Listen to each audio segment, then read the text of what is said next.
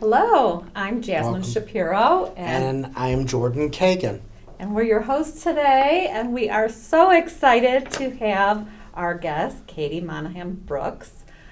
And I have a funny little story, Katie. So my mom has in-home care, and I got a call from the agency that said, okay, your mother's had several accidents. It's time we talk about adult diapers. Well, how do you bring that up? It was the most awkward thing, but they were professional and they addressed it with my mom. So it's always something, isn't it, with seniors? Absolutely. And then you realize how expensive adult diapers are. Yeah. But are all adult diapers made the same? No, of course not. I mean, it's just like baby diapers. You know, Right. some the giant Huggies versus Pampers. You know, some have the leg cutouts, and the other ones are just straight up and down. Right. Well, and remember, diapers need to be made for different genders. Right. So, depending on how your anatomy is built, where do you need extra protection? Right. So, Katie, I met you through Illinois Continuity of Care, which I think is an amazing organization. It brings together, as I would say, the care providers for the most vulnerable in our community. Mostly seniors, but also, you know, the disabled. Of course. And I remember one of our presentations was North Shore Senior Diapers and North Shore North Diapers. Shore Diaper Supply, yes. And boy, they have a huge building up on the tollway in Lake County. So Yes, they are. They're one of the premier providers. And the nice thing, they actually got into the industry because of the owner's father. Oh, really? And he needed adult incontinence supplies, and he was finding that his dad was just going through the incontinence supplies so quickly. So he wanted ones that were going to be more absorbent and allow for him to actually be able to sleep through the night. And so, you know, a business was born. Wow. And Just as I takes an idea. Yep. Exactly. And as I remember, as they said, you know, diapers are not inexpensive. The care is not inexpensive. If you own a senior facility and you can't staff it properly, all these things, in the end, it's quality of life and might prevent other issues or complications. Absolutely, yeah. I mean, nobody wants a UTI, right? Or an accident changing the sheets. Or an accident changing the sheets, exactly. So, Katie, tell us a little bit about how you got into this end of the industry. So I've actually worked with the older adult population for my entire career, which is 20-something years. And I started as a music therapist, believe it or not, Really? working with the dementia population and the older adult population, and worked my way through from music therapy to social services to property management, into home health, into behavioral health, into hospice and palliative care, back into social services, and being a liaison to connect resources with the individuals who need them most, and most recently in senior living. Okay. So, tell us a little bit about the differences between hospice and palliative care, because I don't know it, and I'm sure a lot of our listeners don't understand the difference. Of course, you know, hospice and palliative. Let's start with the misnomer of hospice. Hospice is only for when you're about to die. That's not really the case. Hospice simply means that you have a diagnosis that without medical intervention is going to likely lead to your death within 6 months. We also know that no one has a crystal ball. I have yet to also meet anybody who's been able to look at somebody and say, yep, they're going to be gone in 3 months, 2 weeks, and 4 days. So the 6 month rule is sort of more of a guideline that people follow. So they have to have, you know, that diagnosis. But my own grandmother was on hospice on and off for 4 years. Wow. So they don't kick you out after 6 months. Well, it depends. Okay. So we don't call it kicking out, we call it graduating. Okay. I like that better. So if an individual continues to decline, an individual is able to stay on hospice as long as they are continuing to decline, ultimately ending in death. Some individuals will decline and then they'll sort of plateau. Once we're not seeing a decline anymore, that individual will then graduate off of hospice. But the beauty is that then down the road, whether it's a couple weeks, a couple months, however long down the road, they start to decline again, they can go back onto hospice. So they're already kind of in, so they don't have to go through the whole getting approved? They will still have to get approved Okay. again for the second time around, or third time, or in my grandmother's case, fourth time around. Okay. But then they will be able to then have all of those benefits back to being able to be on hospice. So that it gives them the ability to have nursing come in to see them, access to a social worker for themselves and their family, access to volunteers, CNA and caregiver services for personal cares, access to a chaplain or to a rabbi or to a spiritual resource. Many companies now have pet therapy, music therapy, massage therapy, a lot of wonderful different resources that truly help the individual live their best life for the rest of their life. But hospice truly is, there needs to be that specific diagnosis that within 6 months without medical intervention will likely lead to death. Okay. Palliative care, on the other side, is for anyone who has either a life-limiting condition or any sort of condition that is providing some sort of debility to them, and they want extra eyes to be able to be involved as they are seeking comfort care, but also seek medical intervention. So sort of the back end you can look at it is 2 individuals with cancer. One of them might be on palliative care because they're continuing to seek chemotherapy or radiation treatment, whereas the other individual no longer wants to seek chemotherapy or radiation. So the individual who is still seeking treatment would be on palliative care. The individual who is no longer seeking aggressive treatment would be on hospice. Okay, got it. And then does the hospital have to make that determination and recommend you for one of these? No, any individual can go ahead and reach out to any hospice company if they feel that they would benefit from it. Okay. They would still, of course, need to then have a physician order to say that, yes, they qualify for hospice. But, Joe Smith on the street could absolutely go ahead and make the phone call to say, I want to learn more about hospice and see if I qualify for it or if my mother or my loved one qualifies for it. Home, I think, is mostly where everybody wants to be. I know I like my home. Mm-hmm. I'm sure you love your homes as well. And I know that most people say, you know what, I want to live my life in home. But sometimes we need a little bit of extra help. Right. There is a beautiful thing called respite care. Oh. So respite care is that in-between care when someone is going from maybe hospital or nursing home before they're able to go home, as sort of a bridge program. Now, you do pay for it out of pocket. I'm not sure if there are really any insurance companies that are currently covering respite care, but if any insurance companies are listening, hey, that would be a great thing to go ahead and put together a plan for. But respite care would allow for somebody to be anywhere from a couple weeks to a couple of months in a senior living community that would be able to meet their needs. So it's not at home. It's not at home. Go to Exactly. They would have to go to a facility, but it's a Right. short term. They're not moving into the facility. Right. Typically, the furniture is already there. The care is being provided. If they need additional services like therapies, whether it's physical therapy, occupational therapy, speech therapy, they'll be able to get those either on an outpatient or in a homebound basis. And then once they're able to move around more independently or have the independence that they need to be able to live at home, then they simply end the respite contract and they go ahead and move back home. Okay. And I think a lot of people don't realize that that's available to them, but many assisted livings and even memory care communities now are offering short-term respite.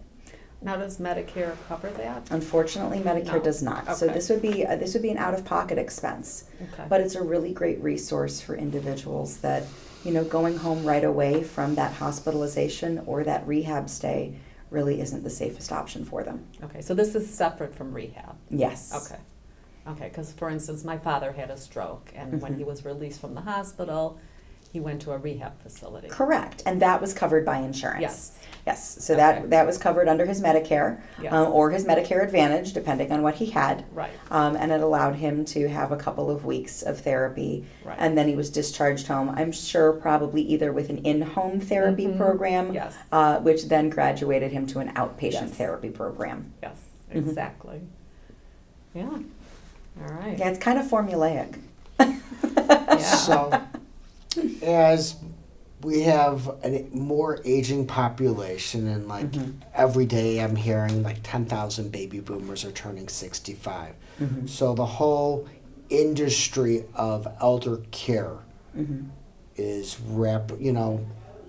it's just blossoming. There's so many communities opening It's up. turning into Starbucks, yes. Oh, yeah, one in every corner. That's pretty Pretty good. drive-through, right? Exactly. Pretty sure you're going to get a drive-through knee replacement. Right. So, talk to me about some of the different types of facilities. Independent living, skilled care. So And now, is there a name course. for a different, like a place, or maybe is there a place that I can go in where I'm thriving, but maybe my wife is not at the same level, so maybe you have different levels of care all under one roof? Yep. So we'll start from the individuals who are well to the individuals who need the most amount of care.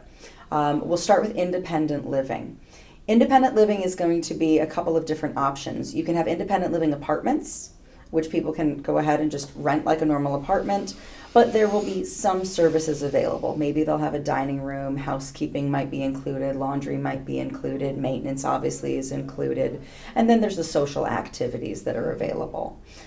You'll also have your 55 and over communities. So these are the Del Webbs, these are the Saddlebrook Farms, these are, the places that are built up that individuals live in a single family home, but the entire community are individuals who are 55 and over. And they're pretty active seniors. Oh, they're very Right. active. They usually have a golf course and Right. tennis courts and, well, actually, let's say All kinds of pickleball courts, clubs. fishing clubs, walking clubs, Right. reading clubs. So it's a great resource for individuals who want to be able to sort of live in that golf cart community. Right. The next step that people would then move into would be something like assisted living. And assisted living, again, is having your own apartment, but likely you need some sort of assistance with your activities of daily living. You need some help with your physical care. Maybe you need some medication assistance. Obviously, you're not probably able to, at that point, do your laundry. There's some physical limitations that come into play. And these are all things that are going to either be covered by long-term care insurance or paid for privately. In Illinois specifically, we have something called supportive living. Supportive living is assisted living for individuals that need a financial safety net. So individuals can move into a supportive living facility that works just like assisted living, but as they spend down their money and they eventually need to go onto Medicaid, they're able to remain in their same apartment and they transition over to Medicaid. So is this all senior living? This is not all senior No, living. they're They're identified. identified okay. as supportive living facilities.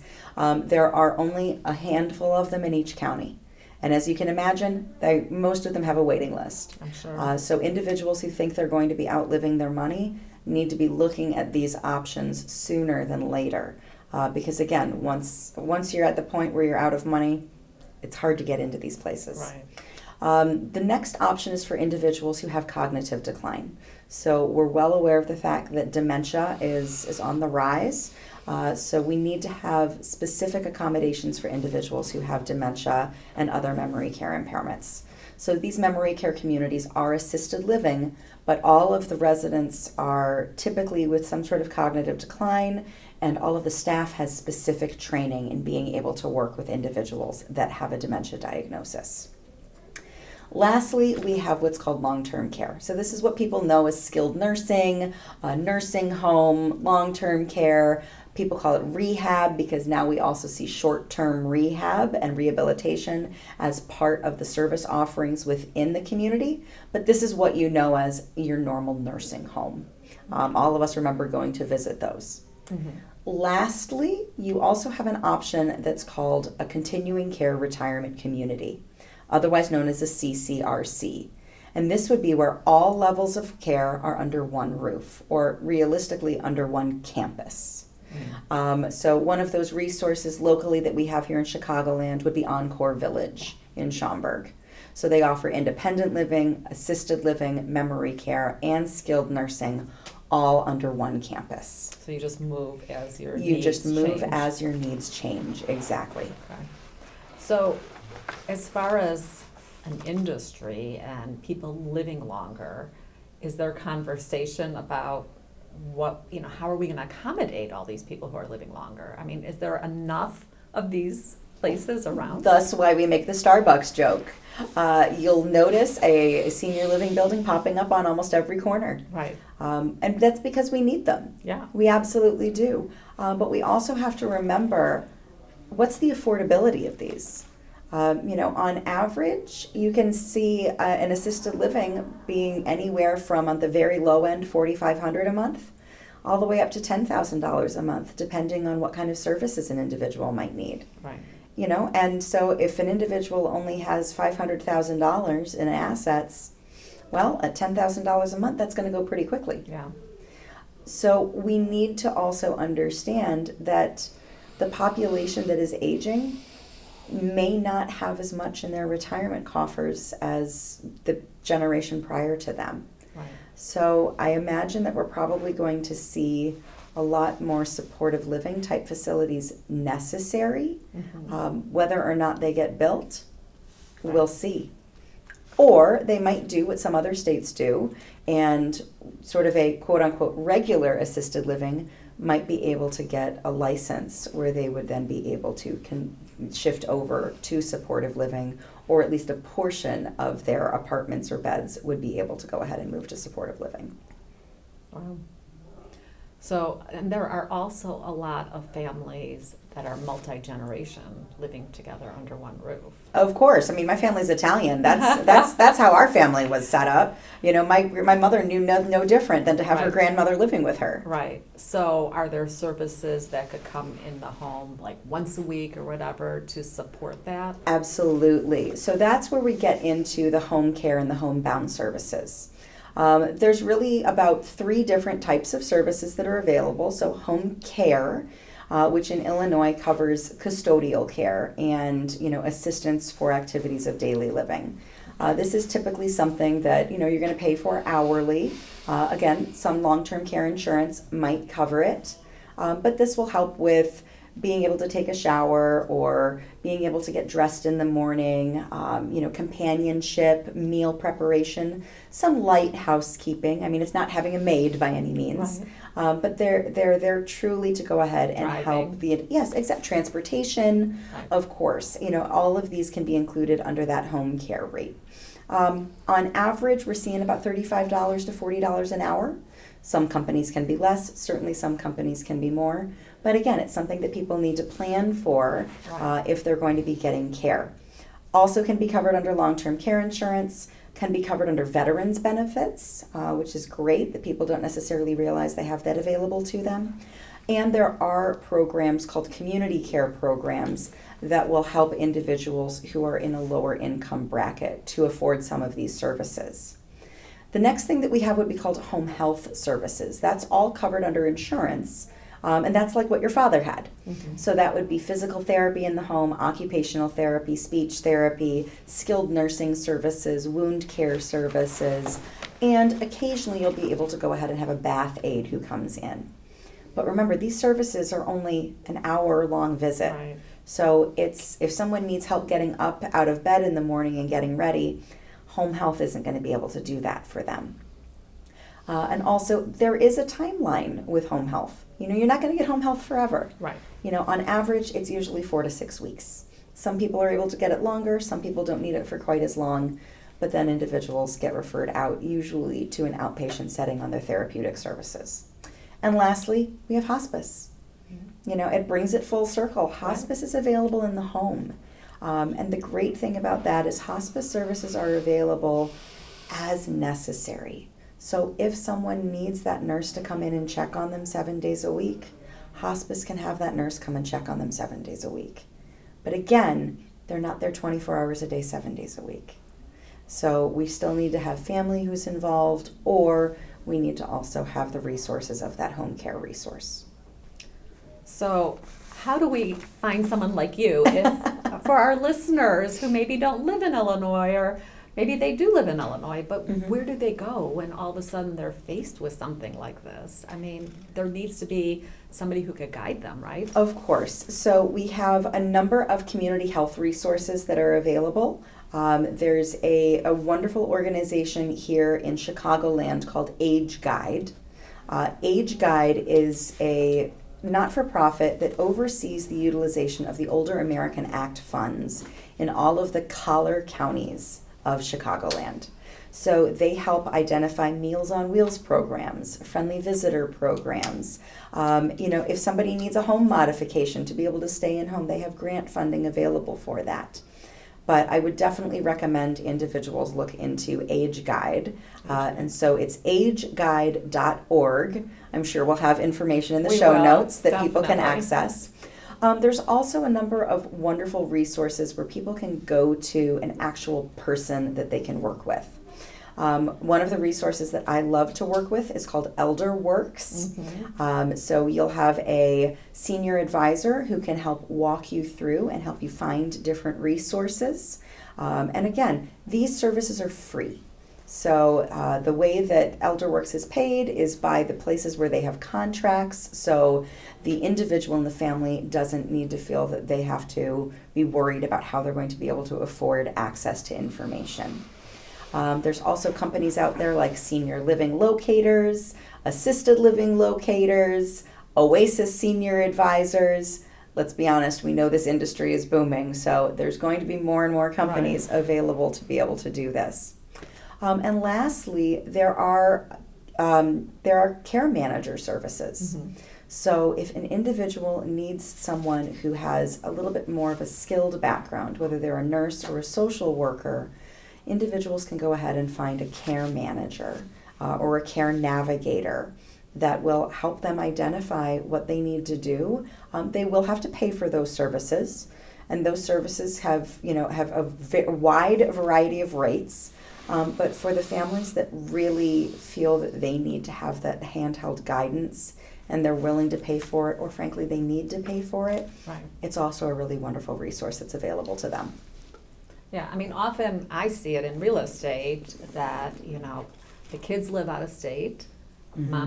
mom and or dad are here, they come home maybe for Thanksgiving, once a year, and are shocked at what they see. Yep. A huge change from last year, but they don't live here and they don't know how to navigate everything. Of course. So they would need somebody to mm-hmm. help them.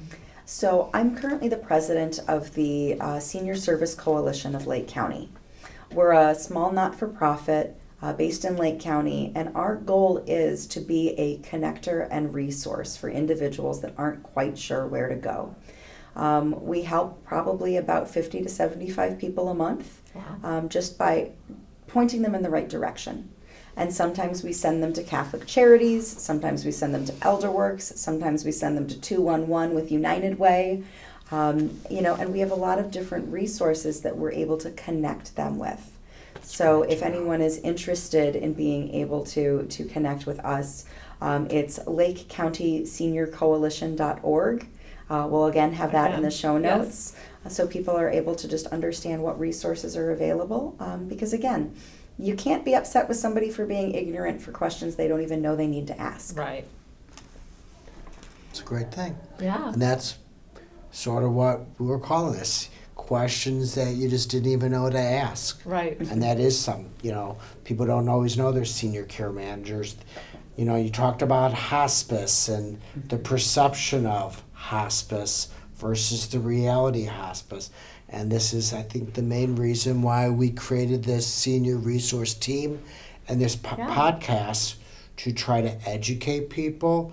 And a lot of the education is, we don't want people to wait to the last minute where we're now mm-hmm. putting out a fire because there's an emergency where we have these conversations and people can hopefully plan accordingly and learn some of the different resources that are available in advance. I had a client not too long ago who, it was a husband and wife, and he needed some care, and he really needed to have home care come in, and it got to the point that he needed more care than was able to be available to him in the home, and so he needed to move into a facility.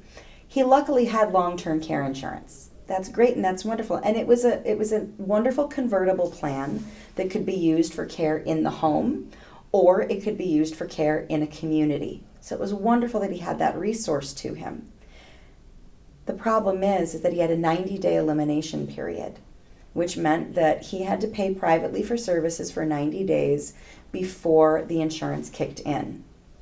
He died 16 days into going ahead and being at the facility. Oh my gosh. And the reality is that he could have used those services in the home, and the services in the home likely would have kept him healthier to the point that he maybe wouldn't have needed to go to a facility, and he would have been able to continue to have resources in the home. So even when people have the resources, have access to the resources, they need to not be afraid to use them. Right. And if we can educate people to know what's available, to know how to use it, and to know when to use it, I think that really is the best benefit that this podcast can go ahead and give out. Absolutely. Well, you have been incredibly informative. Thank you. And My pleasure. clarified Thank you, so Katie. many things. So that's been wonderful. Thank you so much. We will attach all the information that you gave out in the show notes. And stay tuned. We're going to have other guests. They're going to talk about the long-term care and various options and how you pay for some of these services. And advocate for yourself and your loved ones, because the loved ones sometimes don't have their voice to speak up for themselves and need someone that's an expert to help them advocate. Absolutely. Thank you. Thank you so much, and stay tuned. Next week we'll have another exciting new person that we're going to interview. Thank you for joining us.